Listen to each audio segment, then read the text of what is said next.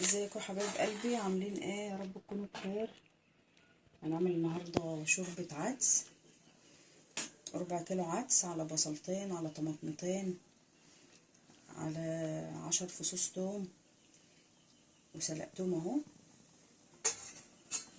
وتضربوهم في الخلاط وتصفيهم،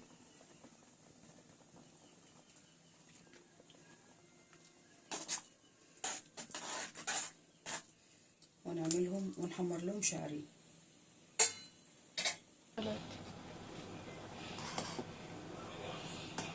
حمرت الشعريه، فرمت العدس وصفيته. شوربه العدس سهله خالص. تغسلي العدس وتحط عليه الميه اللي انت عاوزاها، وبصله بقى وطماطمايه وفصين توم.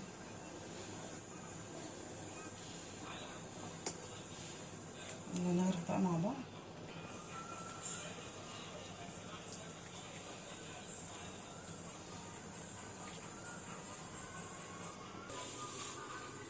العدس اهو، تاكليه بقى مع رز، مع عيش. عايزه تغمسي بيه غمسي، عايزه يبقى مع رز ابيض وليمونه كده، ليمونه. وده غدانا النهارده، عدس ورز، واللي عايز يغمس هيغمس، واللي عايز برز ياكل رز. يلا يا قلبي، هو فيديو خفيف كده. النهارده الجو ساقع وقلنا نعمل شوربه عدس. يلا باي.